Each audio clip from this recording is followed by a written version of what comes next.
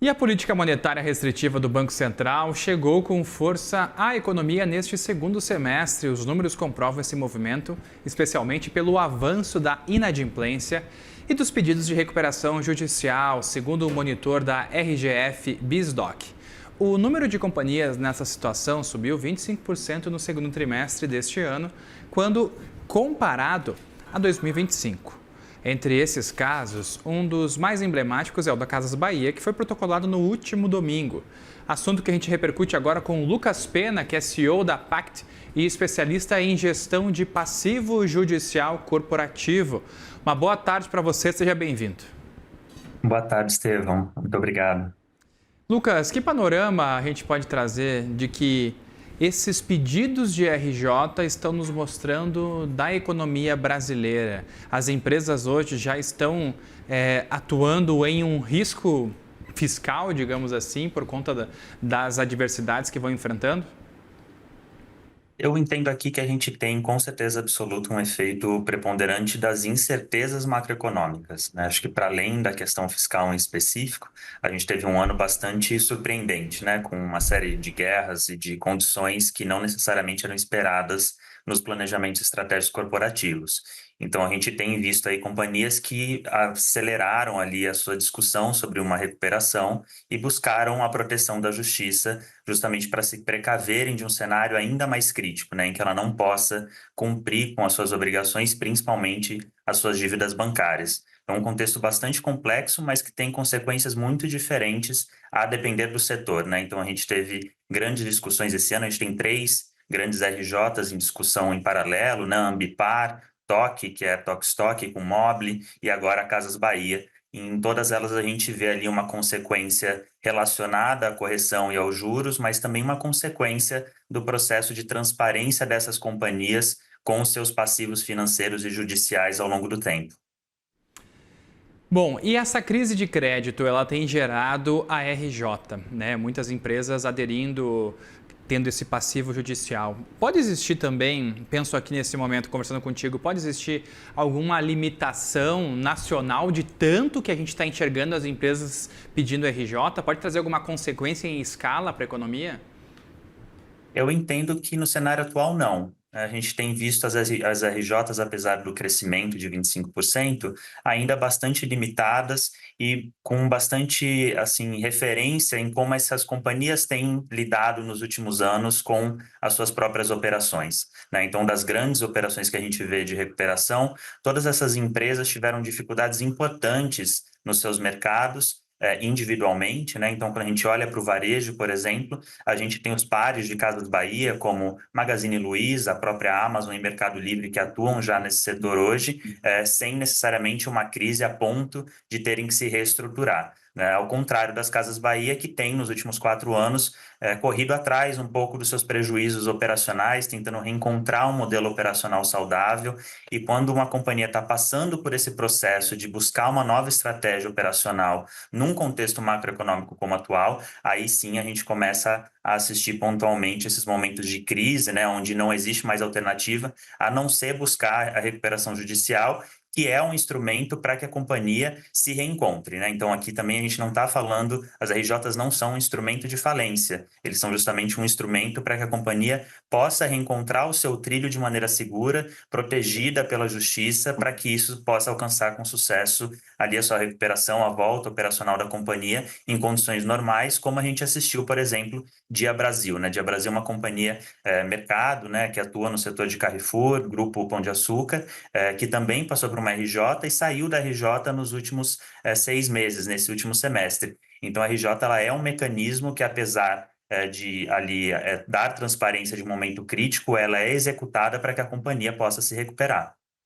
Bom, e uma RJ hoje, né, ela pode, com esse número crescendo em 25%, ela pode aumentar a percepção de risco por parte dos bancos? Vai encarecer ainda mais o crédito daqui para frente? Vocês analisam isso?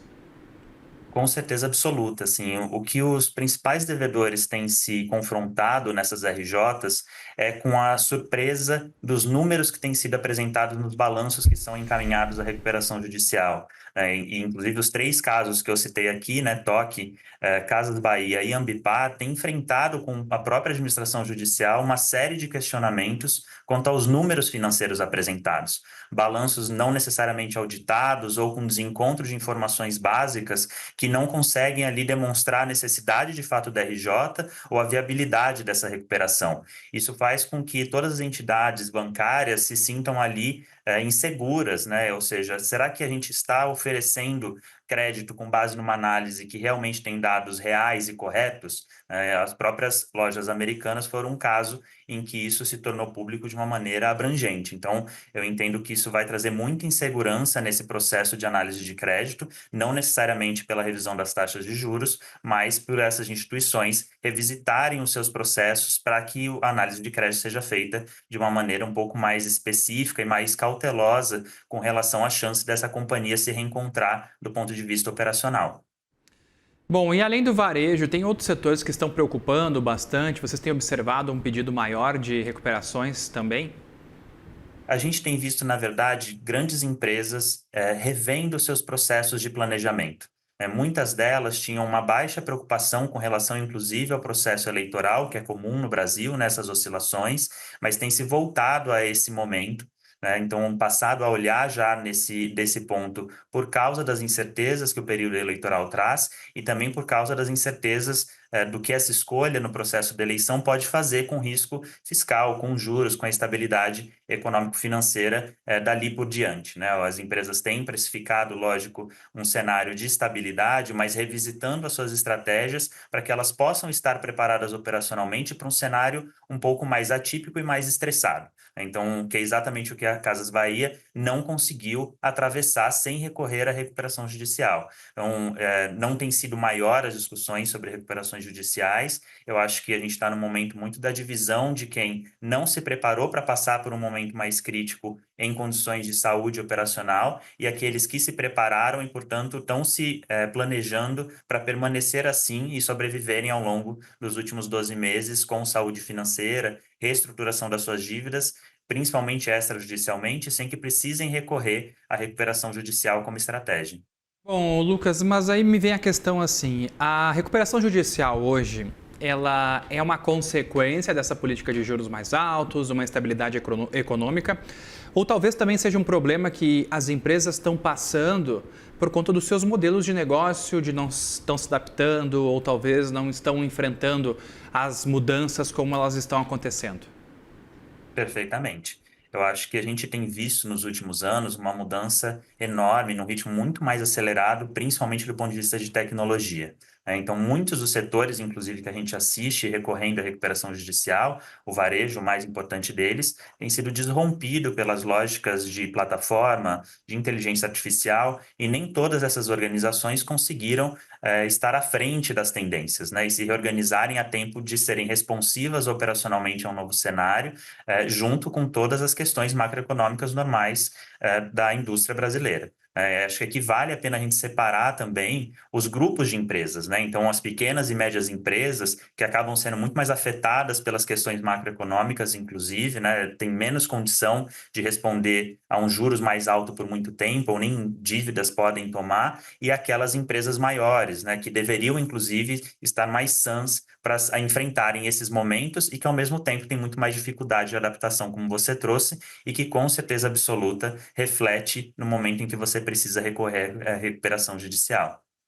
Bom, e os bancos estão ficando mais seletivos para poder dar esse crédito, porque daí nós geramos mais uma dificuldade para os empresários que já estão passando por um problema, né?